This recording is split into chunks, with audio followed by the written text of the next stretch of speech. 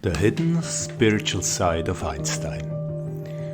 He believed in God, but not the one in books.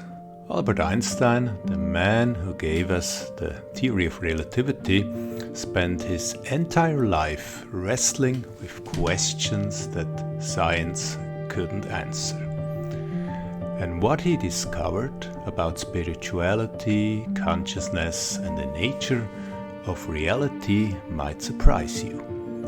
Because Einstein's religion wasn't about prayer or churches. It was about something far more profound and far more accessible to anyone willing to look. Today, I'm going to show you the spiritual side of Einstein that textbooks ignore. This isn't mysticism. This isn't pseudoscience. This is what one of the clearest minds in history concluded about the deepest questions of existence. Let's explore the mystery. First, let's be clear about what Einstein rejected. He didn't believe in a personal God, a God who listens to prayers, intervenes in human affairs, or hands down moral commandments. He was brutally honest about this, even when it made him unpopular. In 1929, a rabbi in New York sent Einstein a telegram asking, "Do you believe in God?" Einstein replied, "I believe in Spinoza's God, who reveals himself in the lawful harmony of all that exists, not in a God who concerns himself with the fate and the doing of mankind." Think about what he's saying here. Einstein looked at the universe and saw something extraordinary. Not chaos, not randomness, not order. Mathematically order, elegant order, an order so beautiful and so precise that it took his breath away. But he couldn't reconcile this cosmic perfection with the idea of a God who cares whether you eat pork or pray Sundays. To Einstein, that seemed small, almost insulting to the magnificence of creation itself. He once wrote, "The idea of a personal God is quite alien to me and seems even naive." This wasn't arrogance, it was awe. Einstein's problem wasn't that he didn't believe in anything. It's that what he did believe in was too vast, too infinite, too profound to fit into human-made boxes.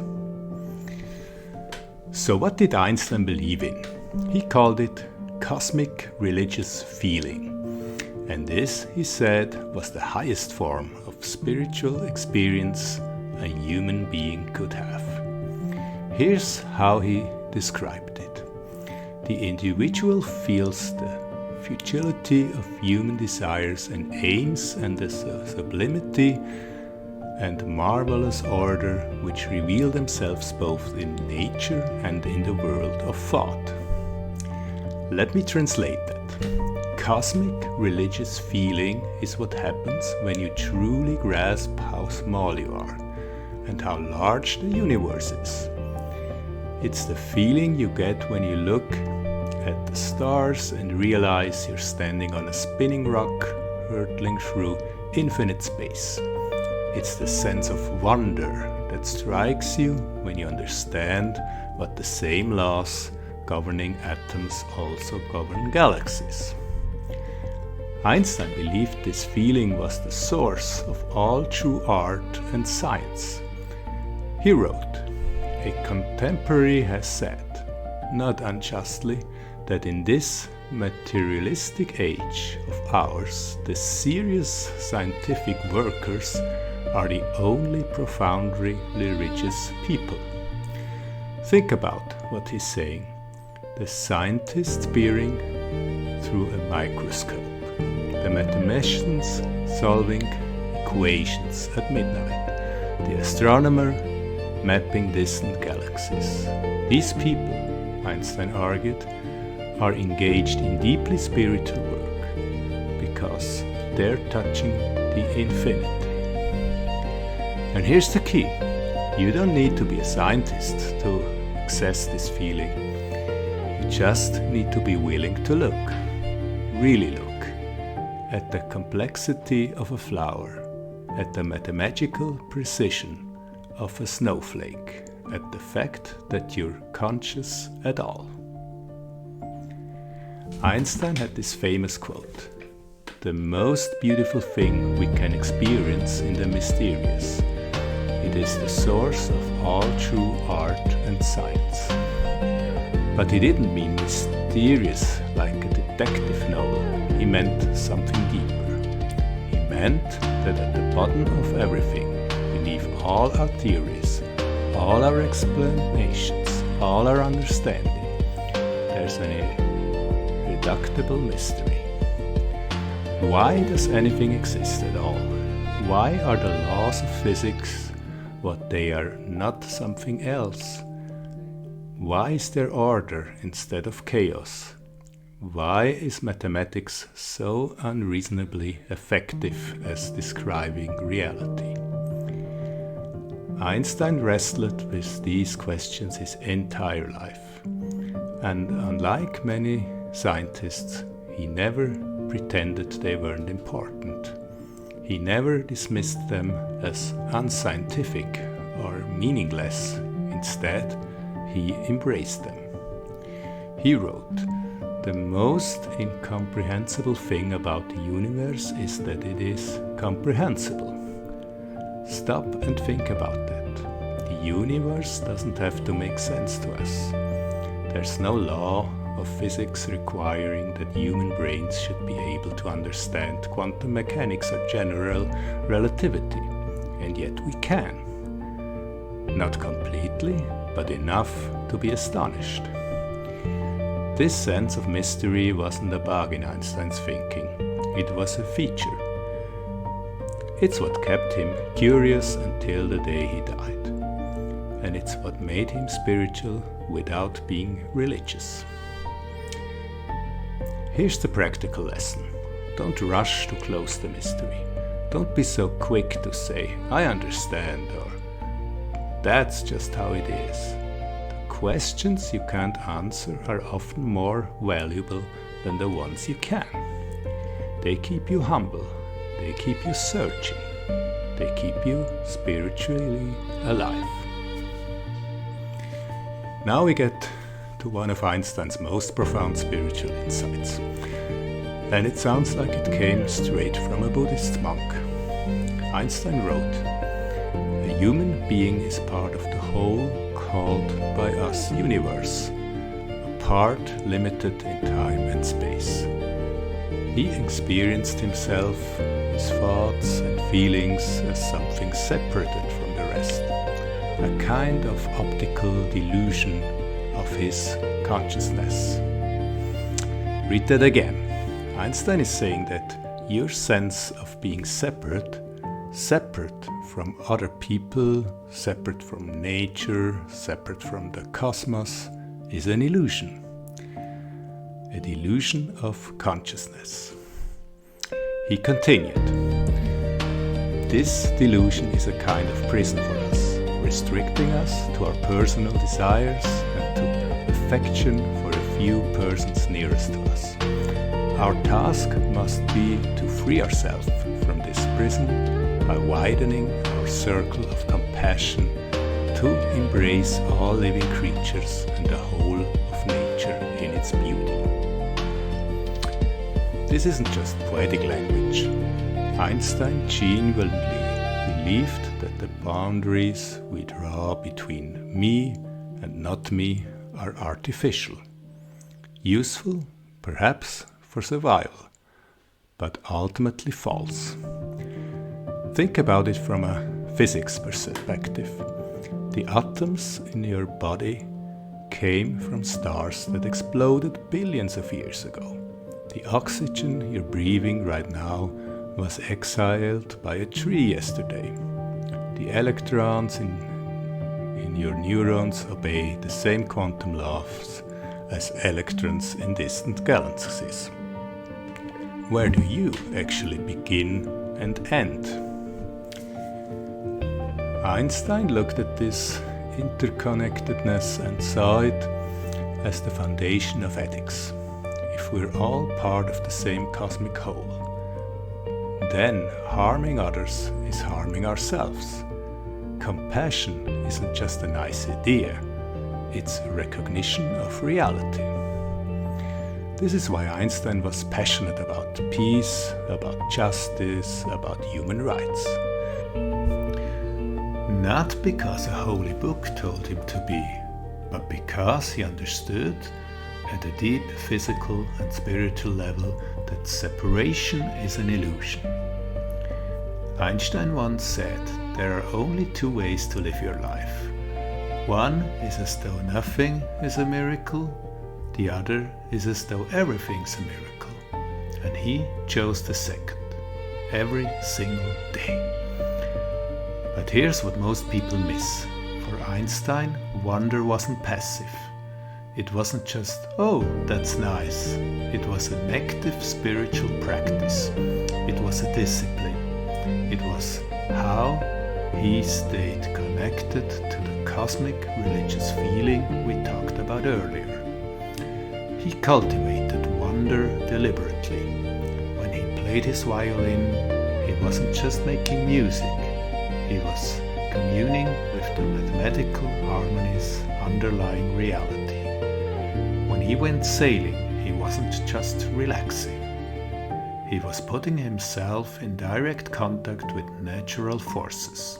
When he gazed at the stars, he was practicing a form of meditation. Compare this to how most of us live. We scroll through our phones, we rush from task to task, we treat the universe as background noise to our personal dreams. We've lost the capacity for sustained wonder. Einstein knew this was a spiritual catastrophe. He wrote, "He who can no longer pause to wonder and stand wrapped in awe is as good as dead." Einstein knew this was a spiritual catastrophe. He wrote, "He who can no longer pause, wonder, and stand wrapped in awe is as good as dead. His eyes are closed." Harsh words, but true, because wonder is what connects us to something larger than ourselves. It's what reminds us that we're not just biological machines going through the motions. We're conscious beings participating in an unfolding cosmic story. Here's your practice.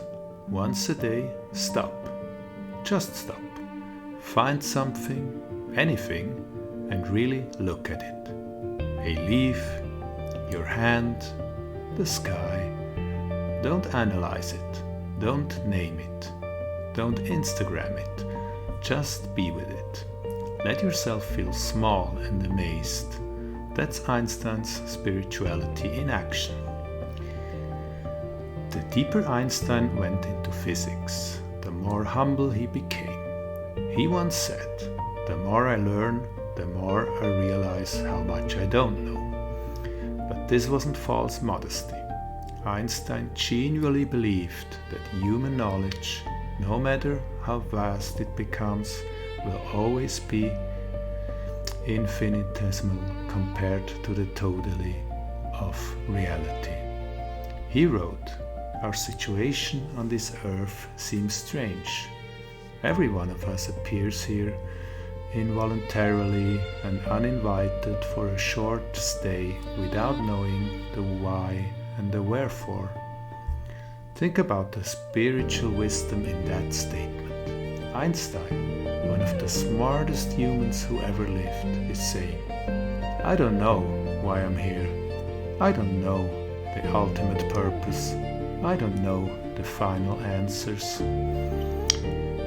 And instead of finding this depressing, he found it liberating, because it meant he could spend his entire life exploring, questioning, marveling, without ever pretending he'd reached the end. This is so different from the dogmatic religion, which claims to have all the answers.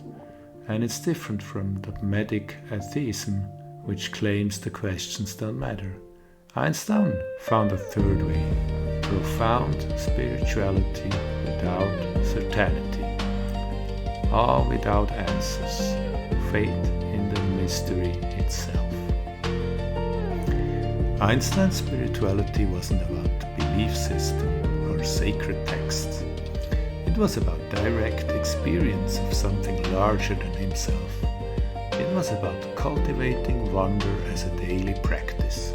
It was about recognizing the illusion of separation and embracing our interconnectedness. It was about remaining humble before the infinite mystery of existence. He once wrote to a young girl who asked if scientists pray.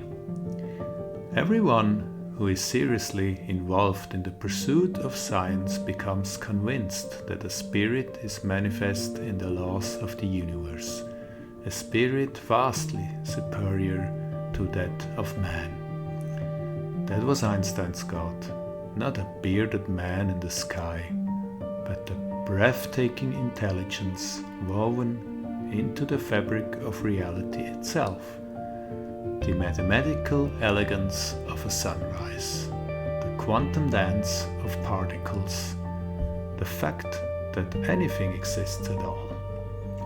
And here's the beautiful part.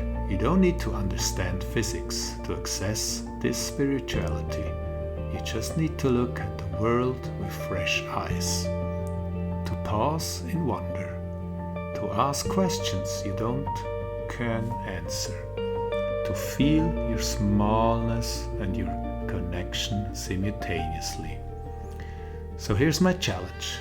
This week, practice Einstein's cosmic religion. Spend 10 minutes just marveling at something. Let yourself feel the mystery without needing to solve it. Recognize that you're not separate from the universe. You're the universe experiencing itself. Because Einstein's spirituality isn't about believing the right things, it's about seeing truly. And that's available to anyone, anywhere, right now. If this changed how you think about spirituality and science, subscribe to Einstein's Mind. We're exploring the ideas that textbooks leave out, the human wisdom behind the equations. Until next time, stay curious, stay humble, stay amazed.